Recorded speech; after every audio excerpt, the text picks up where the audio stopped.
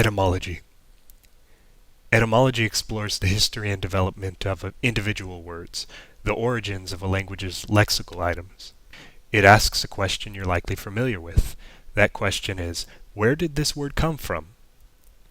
You've probably encountered etymologies when someone explained the meaning of a word or when you sought out the origin of a word for yourself. As a linguistic study, this question is approached methodically, so it requires that we understand the methods that we'll use to discover word origins.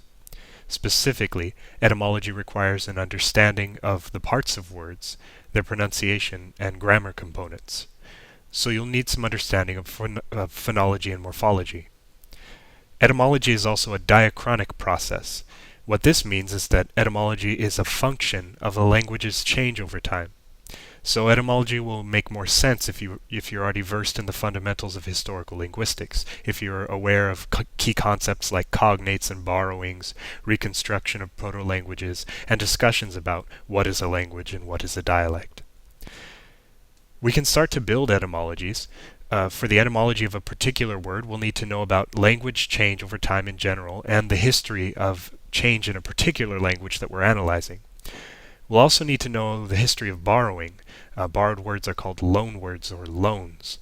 Borrowing into that particular language, and in turn, the historical changes that those source languages that were the source of the borrowings underwent. Notice that words are often borrowed or inherited from non-standard forms of a language, and that adds to the complexity. Take, for instance, medieval Norman French borrowings into Middle English, like the word chief, which is not the same as the modern French word chef. Or the interesting case of dialect mixing, which accounts for the word pair shirt and skirt in modern English. So with those complexities in mind, let's discuss how we trace the path of a word as its sound and its form change. As much as is possible, we rely on historical attestation. Here we expect our etymology to account for the evidence, that is, the word that we're tracing as it was actually used throughout its history. For example, the modern English word queen goes back to an earlier quena in Middle English. This word is attested in Chaucer. Quena in turn derives from Old English quain, attested in Beowulf. Here we can say that the etymon, or source word of queen, is the Old English quain. But we aren't restricted by the attested evidence. There are two ways to trace a more distant origin. First, we might discover that a word was influenced by or borrowed from another dialect or another language, like the English word chief, which was borrowed from French. In this case, our etymology can continue in that source language. Second, we can increase our time depth by comparing related languages and engaging in the process of historical reconstructions, a clever intellectual development I introduced in the lesson on historical linguistics.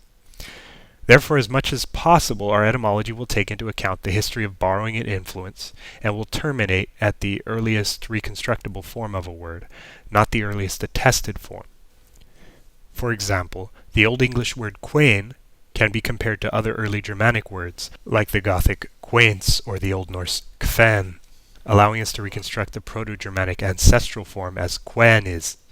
When we compare the Proto-Germanic word to cognates in other non-Germanic Indo-European languages, like the ancient Greek word gune and the Sanskrit gna, we can begin to reconstruct a Proto-Indo-European root like gun or gwen. We'll then see that Grimm's law applies to all Germanic languages, which changed voiceless stops to fricatives and voice stops to voiceless stops, giving us a root quain beginning with the voiceless sound k rather than the voiced g or g. Now, when I said that Grimm's law applies to all Germanic languages, that doesn't mean that it still impacts modern languages, but like all sound laws, it affected words at one point in history, in this case in Proto-Germanic. So let's review what we've done here. We've found the earliest attested form of queen in English, compared it to words in related Germanic languages to trace the word to a reconstructed Proto-Germanic word, and compared Proto-Germanic to related Indo-European languages to trace the word even further back to a reconstructed Proto-Indo-European root word. Along the way, we paid attention to sound changes. Notice that you'll find an asterisk next to reconstructed forms, and also notice how the derivational path is represented visually.